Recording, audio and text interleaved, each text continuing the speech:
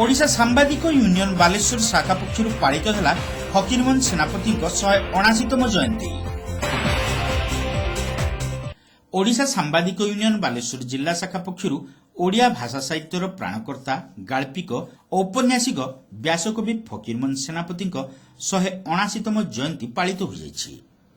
ओयूजेरो बालेश्वर जिला सभापति गंगाधर राउतଙ୍କ नेतृत्व संगठन बहु सांबादिक सहरर फकीरमोहन गोलेइठारे स्थापित व्यासकवि प्रतिमूर्ति सामूहिक माल्यार्पण करथिले। ओडिया भाषार सुरक्षा समाजर तत्कालीन परिस्थिति उपरे तांकर कालजयी रचना ओडिया भाषा और साहित्य को समृद्ध करिपारिछि बोली सांबादिक माने मत प्रकाश करथिले। करथिले आज की 179 वर्ष तले से ही माटी रे जन्म बालेश्वर माटे जन्म करथिले। आज आमे ओडिशा सांबादिक यूनियन बालेश्वर जिला शाखा पक्षरु तांकर आज जयंती पालन करछु।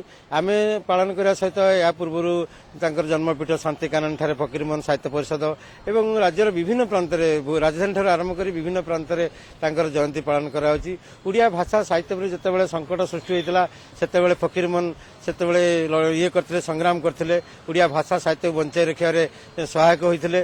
तांकर अमर आत्मार सद्गति कामना करिया सहित तांकर कालजयी लेखा आज सबुठी पाठपढ़ा होछि एवं तांकर स्मृतिचारण करिया पई आमे जो आज एकजुट हेछे एठी एई जे पूर्व उत्तरदायी माने हमर पूर्व पुरुष हम जो फकीरमोहन जो कालजयी लेखा लिखिछन ताकू अन्य मानक पाखरे पहुंचाइबा तांकर सम्मान जेबली ये वो माने लोक मानक जदी विषय ये करा जीवो तांकू माने तांको प्रति आस्था प्रकट करा जीवो सेति प्रति जागृत करिया पई आमे ई कार्यक्रम आयोजन करछु। युवपीढ़ी प्रतिभा सम्मान प्रतिभा जो माने आम गर्व गौरव आम देश स्वाधीनता आंदोलन कत कंतु भाषा आंदोलन कंतु जो माने आम पई व्यवस्था करि जाइछन्ती सेमानक स्मृतिचारण करिवा होछि ए दिनर महत्व। फकीरमोहन सेनापति रचित 6 माण 8 गुंट रेवती लक्ष्मा और मामू प्रभृति रचना तत्कालीन समाजर निछक प्रतिछवि उपरे पर्यवेसित थिला। आजिर दिन में व्यासकवि रचनार प्रासंगिकता अनुभव करि हेउछि बोली सेमाने कहिथिले।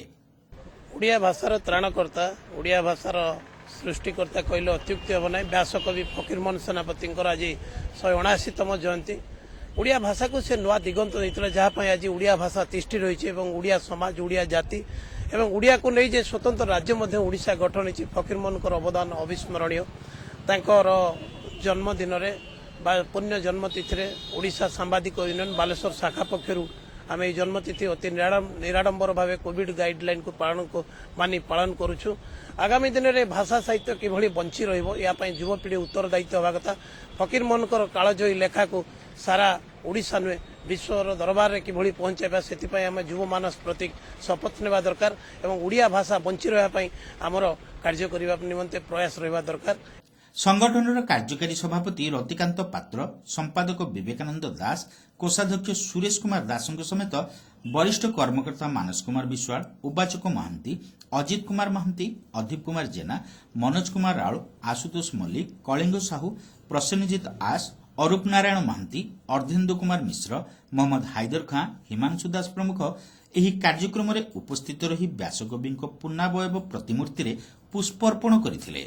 आज पवित्र मकर संक्रांति ओडिया भाषा साहित्य सेनापति व्यासकवि फकीरमोहन सेनापति आज जन्मदिन। यही अवसर में मु समस्त को हार्दिक शुभेच्छा और शुभकामना आमर बालेश्वर सांबादिक यूनियन तरफ समस्त को हार्दिक शुभेच्छा और शुभकामना जनाऊँगी।